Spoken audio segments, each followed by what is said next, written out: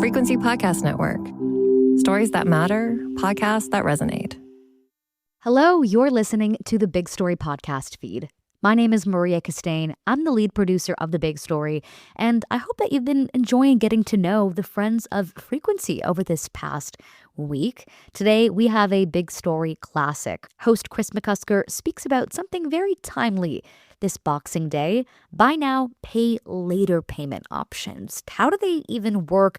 Are you getting scammed? Are they safe? Should you partake in them? Is it not the most financially sound move? She digs into all of it. I hope you enjoy this episode. It starts right now. Buy now, pay later is clearly becoming a thing in Canada, with increases in its use over the last few months. It is a short-term financing option which allows customers to purchase goods or services today, but pay for them in installments over time. And in some cases, you can do it without interest. But what does the use of buy now, pay later tell us about our finances? Or is there a place for this in certain circumstances?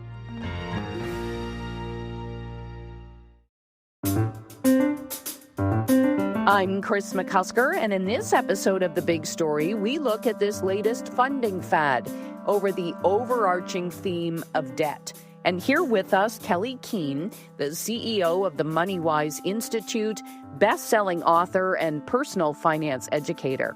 Kelley, first of all, thank you so much for doing this. Such a pleasure. Always love being with you, Kris. Thank you.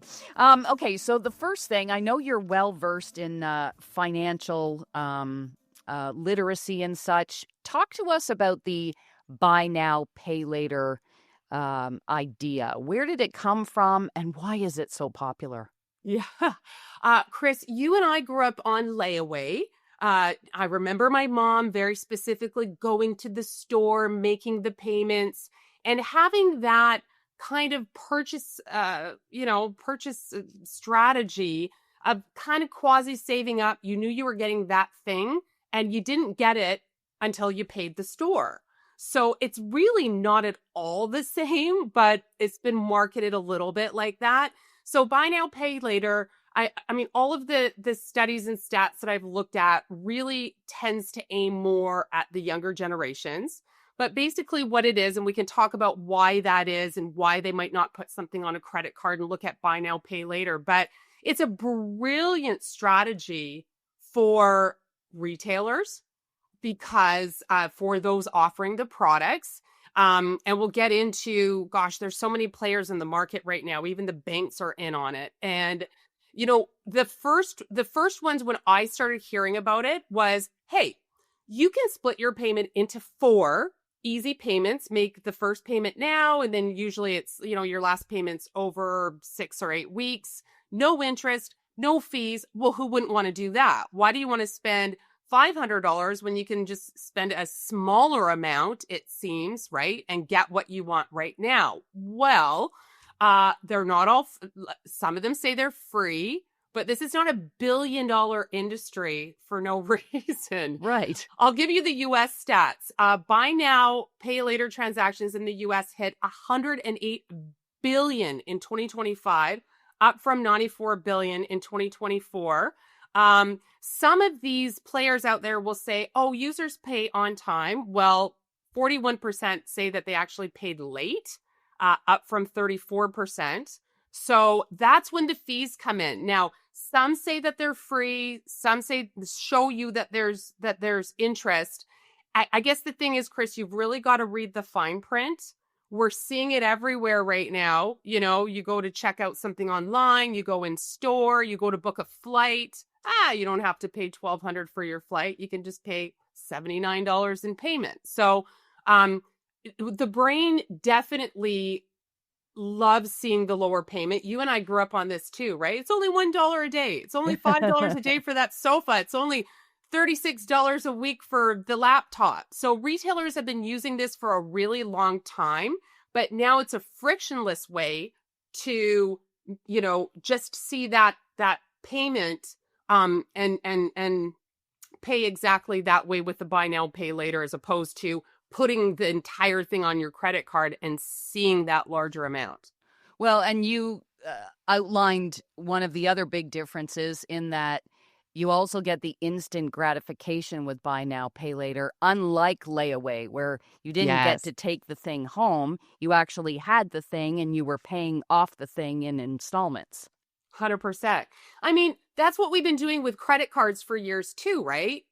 Like you buy the thing, you have it. Oh my goodness. How many times have you and I talked about this, Kris, that how many hundreds, if not thousands of dollars in interest did you pay? So there's no good or bad product. There's no good or bad solution. It's what's good or bad for you. And are you going in with your eyes wide open?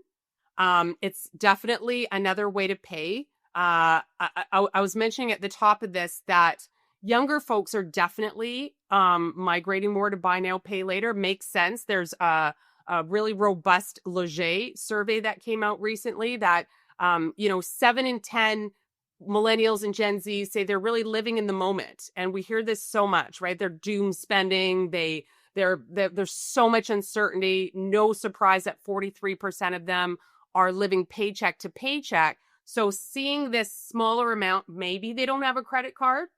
Some buy now, pay later. You don't need any credit checks. Some you do.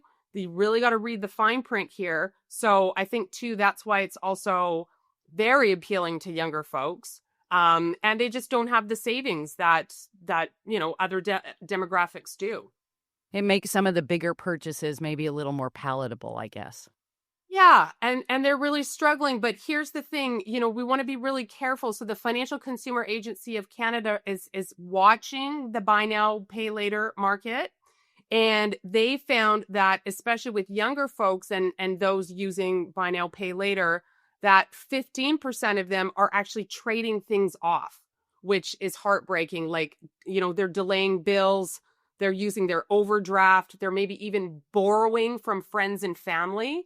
So we need to be really careful. And now let's talk about, does it affect your credit score? Because when it first came out, this was something I really wanted to know. Like, does it affect your credit score? So it depends if you're applying for like an installment loan type of thing, if it's like Afterpay or Klarma, or I have a billboard outside of my condo that I see PayPal's now on board.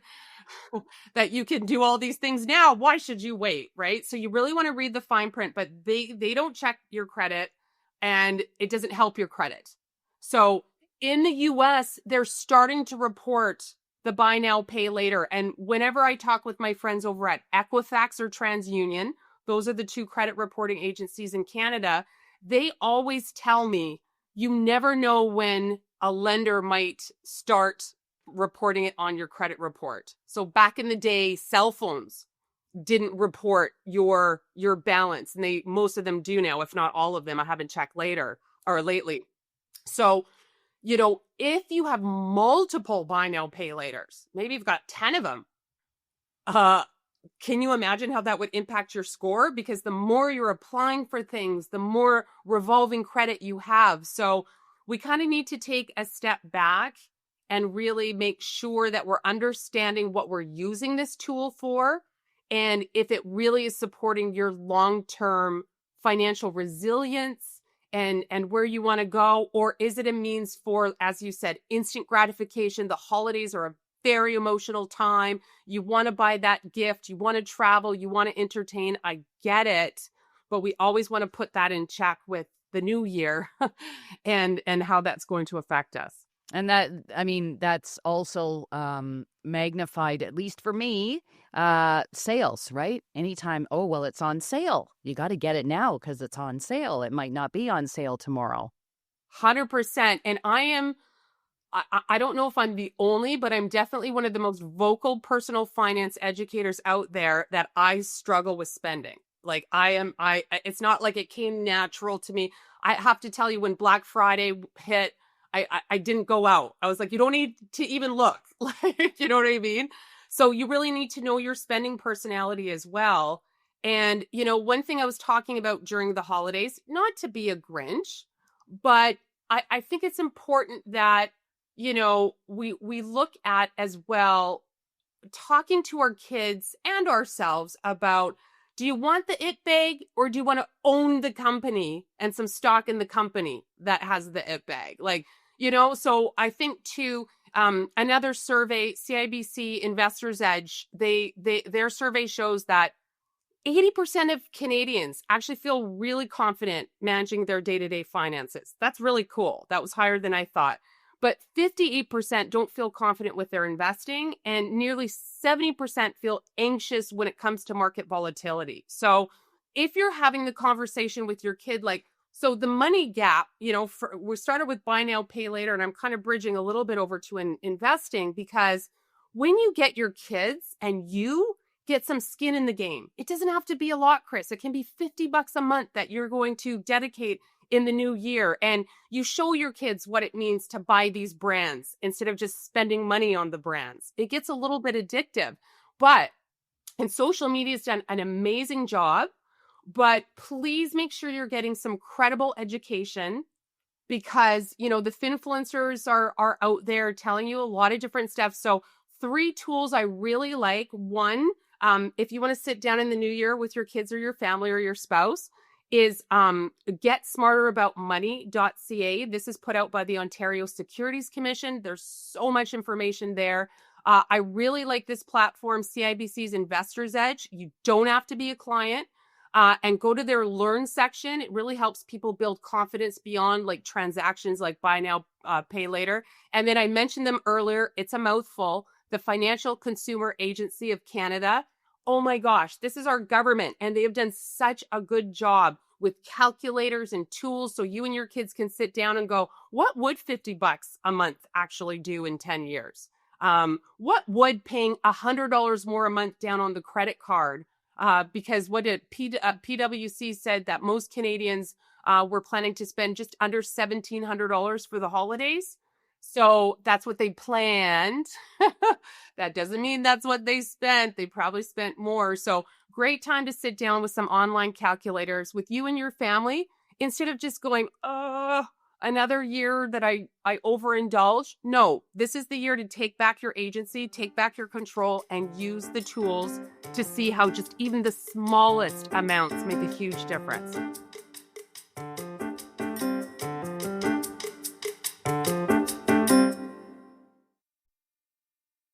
Do you think there is an appropriate situation for buy now, pay later? Like, is there a place for something like that? Sure. Yeah, absolutely. If you, first of all, if you really needed it, like let's A fridge.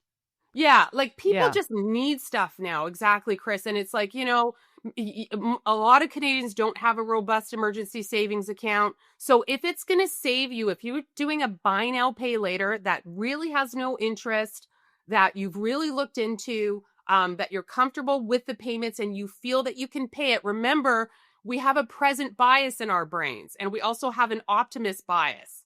So we think, I'll find the money in a couple of months. So that's when I worry about it. But sure, keeping the money in your account, if you've got the money and you want to split it just for cash flow, you're getting that paycheck in a month. And like you said, your fridge went, your TV went, something like that. Sure, it can work, but just make sure that you're not late. You're putting those in your digital calendar, because these companies are not making this much money for no reason, right? There's late fees. And then it's interesting because even on my bank app, like when I make big purchases, it'll ask me if I want to do like split it into installments, which are kind of a buy now, pay later. So CIBC PayCent installment plans has one, RBC Pay Plan has one, and Scotiabank Select Pay. Those are the ones I know of. And I'm customers with 2 of those banks. So I was like, what is this? I didn't dig into it, but now we're even seeing the bank say, you made that purchase. Instead of it staying at the high interest rate credit card rate, do you want to do it as an installment and pay a lower rate? So that's kind of cool. Anything that you can save some interest on, just again, please document these dates so you don't miss them. Because if you're like, yeah, in between scrolling Instagram and something else, and you don't put it in your calendar, and then you're like, Well, and you also brought up another good point earlier about, it could tomorrow it could start affecting our credit rating. So that's something to be mindful of as well. Right. So you never want to, like, why? A lot of people say to me, why would it matter if I'm applying for stuff? Why would the credit bureau, why would their algorithm care? Well, usually it's the third strike and you're out kind of scenario in a small compressed time. So for example, you move to a new city, you got a new cell phone, your landlord checked your credit for rent, and then you tried to get a laptop and you got declined for the laptop. So that happens a lot. And what's going on there is it's an algorithm. It's not a thinking human being. So when you're applying for a lot of credit and it could be $40 from Sephora, it doesn't have to be a $1,000 laptop, but you're applying for credit. And again, I don't know if Sephora's nothing reports that I know of right now, but it thinks you're in trouble. You're credit seeking. So the algorithm has a red flag. And if you actually check your credit report, it does show, I know it shows on Equifax, not quite sure about TransUnion, but it shows all of your soft and hard inquiries. Yeah, they both show on both reports, but I think only the soft inquiries that don't count show on Equifax. So it's important, especially if maybe you're needing to move out and your new landlord's going to be checking your credit again, or you're trying to buy a home or get a car, or you're trying to get a new job. All of these are times when you want your credit score as high as possible. And lastly, Kris, a lot of dating apps, people are putting their credit score as a benefit of trying to lure the opposite sex. So if you're also in the dating world, I'm happily married for 25 years, but this is what I hear from my single friends, that it's a thing. I guess if you have a good credit score, that's something to brag about. Sure. Perhaps. Sure. I should also point out, of what you speak.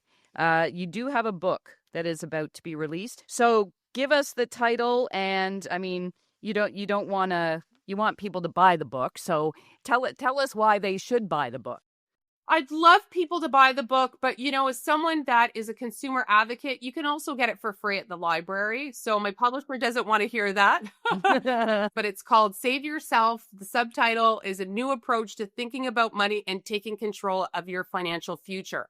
And if I can summarize, Kris, in one sentence what this book means and what the reader will get, and I think deeply about this quote every single day, you do not get what you want. So it's the new year. We're setting goals. We're sitting down with our family. You don't get what you want. You get who you are. You get your identity. I don't get a healthy body and go to the gym and eat the right options and all of that unless I have the identity of someone who deserves that. Or you're just going to do it for a little bit and it's going to drop off because you're like, so years ago, I told myself you're an athlete, and I ingrained that in my brain. And trust me, I have 4 left feet and I'm the furthest thing from an athlete. But my identity is that of an athlete. So I literally have an allergic reaction when I see a donut, literally.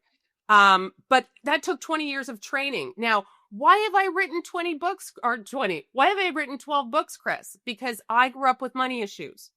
I had a single mom raising 3 kids. She was a waitress to provide for us. It was incredibly hard for her. And although we always had food on the table, I know there was times she didn't. And, she stressed about money. She cried about money. It was really, really tough. And then on the other, the antithesis of that were a few uncles that I had that were really wealthy. And I saw how they had confidence and how they talked about stocks and bonds and real estate and investing. And it just led me, I guess, on a lifelong journey to understand our money stories and why identity is so important. So what this book, unlike my other books, actually, this goes back to the very first book I wrote 20 years ago on the psychology of money. How do we think, believe, and behave when it comes to money? But Kris, back then, it was all empirical. It was all anecdotal. There was no empirical evidence. We didn't have fMRI scanners yet that could actually go into our brain and see what's going on. Behavioral economics was at its infancy, so was neuroscience. So I took psychology, neuroscience, the latest research, dear friends like Dr. David Lewis, who is one of the lead behavioral economists in Canada and has shaped a lot of my work the last few years, and took all of that to say, let's talk about your money and change that narrative through characters. But none of it is about, should you go into an RSP or TFSA or what are your credit scores? Those are my earlier books. Again, if you can't afford them, you can get them at the library. But yeah, I just felt that there wasn't a book like this on the market that really addressed how do you change that money story. Mm-hmm. So that brings me to the last question. I'm interested in your take on this. I mean, I asked if there was an appropriate time for buy now, pay later. And outside of mortgage and, other kind of necessary debt, there is a way to take on debt that would be considered good debt, correct? Mm-hmm. For sure. So for people out there who, are considering the buy now, pay later, it's sort of like, I remember the first time I ever took a loan out, it was terrifying. I didn't sleep very well that first night, but it was a thing where, I was paying back once a month and it was like, okay, I'll get through this and then I'll do something else. So is that sort of something that you recommend, that if this is something people are working through, maybe take small portions of tasks around debt or financial literacy or learning about yourself? Don't do everything all at once. Take it in small bites. Yeah, absolutely. I mean, when you're tackling anything, right? Maybe start with the language. I always would start with go and get some help.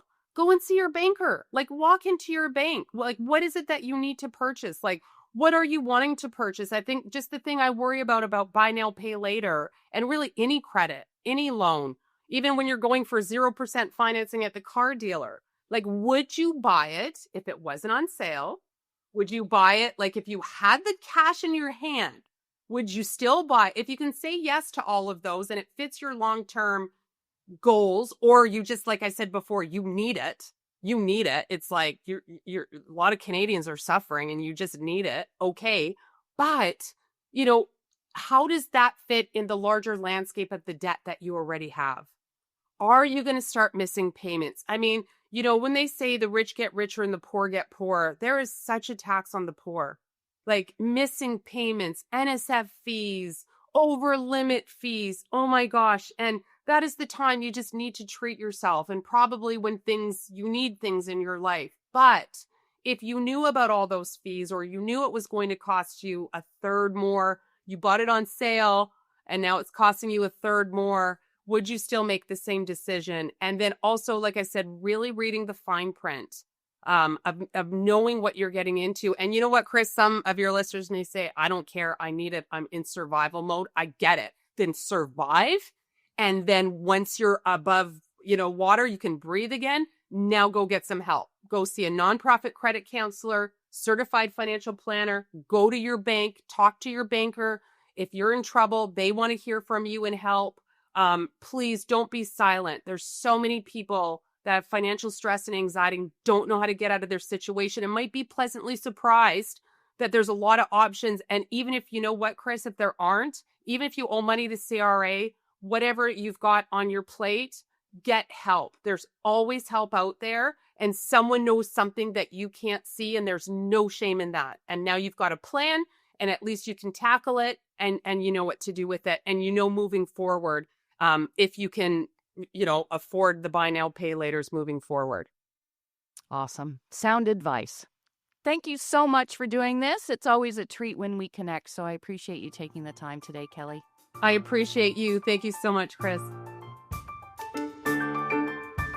That's Kelley Keehn, author of Save Yourself. And that was The Big Story. We love to hear your thoughts on this conversation. You can send us an email at hello@thebigstorypodcast.ca. You can reach us on Instagram at frequencypods or on Blue Sky at The Big Story. And if you know someone that might enjoy this episode, be sure to send it to them. You can listen to The Big Story every day on the Seeker app or wherever you get your podcasts. Maria Castaigne is our lead producer. Diana Kay is the head of strategy and content. And Desi Nair is the manager of podcast operations. And I'm Kris McCusker. Thanks for listening.